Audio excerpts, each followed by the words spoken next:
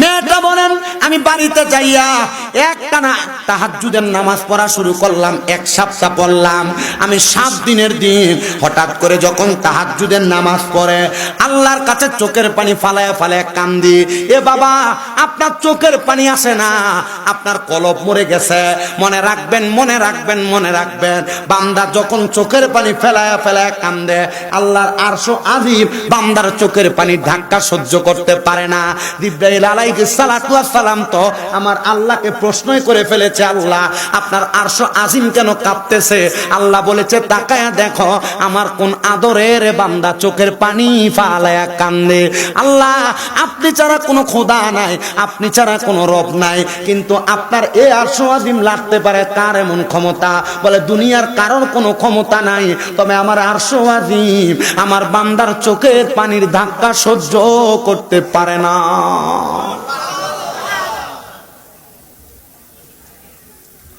ওই মা বলেন আমি তাহাজ্জুদ পড়তে পড়তে কাঁদছি।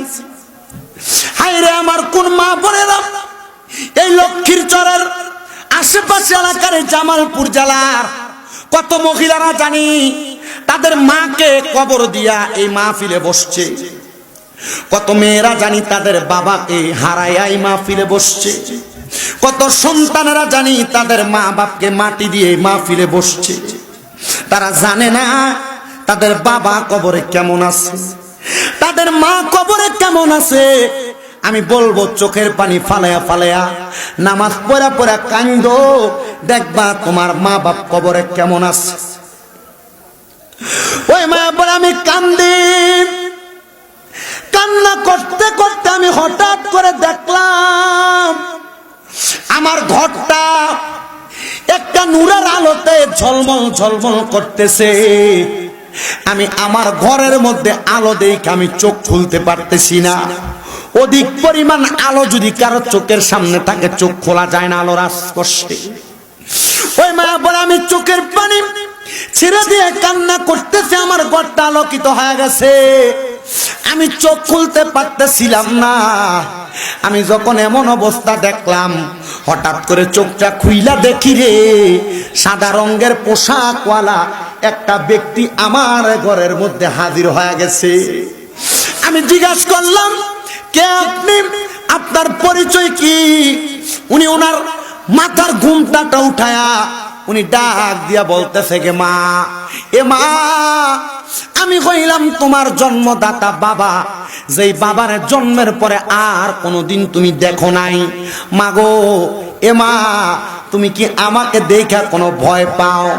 মা ডাক দিয়া কই এ আব্বা জান আপনার এই অবস্থা হুজুর হাসান বলেছেন আপনি নাকি অর্ধেক শরীর আগুনে জ্বলে আর অর্ধেক ভালো। এখন দেখা যায় আল্লাহ তাআলা আপনার পুরা শরীরটাকে সুন্দর বানায়া দিছে। ওই বাবা ডাক দিয়া কয় এ মা মনে রাখবি গো মা, মনে রাখবি একটা নেক সন্তানের দুয়ার বরকতে আল্লাহ তাআলা তার মা বাপরে মাফ করে দেয়। মা গো 2 সপ্তাহ আগে যেদিন তুমি তওবা করেছ আর কোনোদিন আমি আল্লাহ তাআলার বান্দা, আমি আল্লাহ তাআলার বান্দা হইয়া গুনার কাম করবা না, ব্যাপারটা চলবা না, নামাজ ছাড়বা না গো মা। ওই দিন আমার আল্লাহ তাআলা তুমি মাইয়ার ইবাদতের কারণে আমি আব্বার কবরের আযাব মাফ করে দিছে। আমি জানি না রে আজকের মাহফিলে কোন সন্তানেরা তাদের বাবার কবরের আযাবের কথা স্মরণ করে, মায়ের কবরের আযাবের কথা স্মরণ করে বসছ। মনে রাখবা আমার আল্লাহ তাআলার কাছে যদি তুমি তাদের কবরের আযাব মাপ চাও, আমার আল্লাহ তাআলা তোমার আব্বা জানের কবরের আযাব মাফ করে দিবে। তুমি তোমার আব্বা জানের জন্য দোয়া করো না, আম্মা জানের জন্য দোয়া করো না। সন্তান ভুলে গেছো তোমার আব্বা তোমারে বড় কষ্ট করে মানুষের মতো মানুষ করেছে। আব্বা নিজে কোনো দামি জামা কাপড় পরে নাই, আম্মা কোনো দামি জামা কাপড় পরে নাই। আব্বা জান পুরান লুঙ্গি পইরা পইরা সময় কাটাইছে, কিন্তু তুমি সন্তানকে দামি জামা কাপড় পরাইছে।